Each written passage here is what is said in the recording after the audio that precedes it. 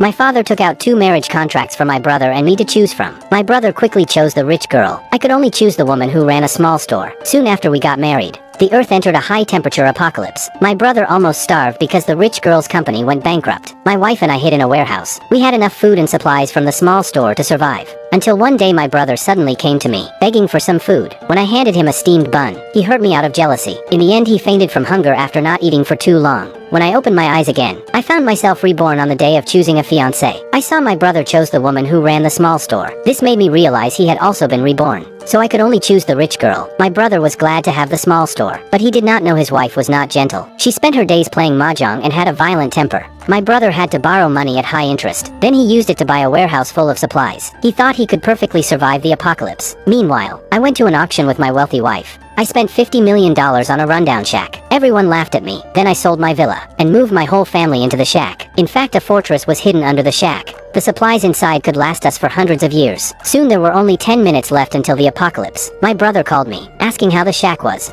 I warned him to pay attention to the warehouse supplies, because in the last life after his wife lost at mahjong, she tried to use the supplies to temporarily pay off debt. I was the one who stopped her, which eventually made her gentle, but I did not tell my brother this. Soon the apocalypse countdown ended. 7 suns suddenly appeared in the sky. The outside temperature rose rapidly. My brother happily opened the warehouse, only to find it completely empty. He then realized his wife had mortgaged all the supplies, while I had brought my wife and her family into the underground fortress. When they saw the supplies were abundant, and the facilities were well equipped, the whole family praised me. This life I could still safely survive the apocalypse.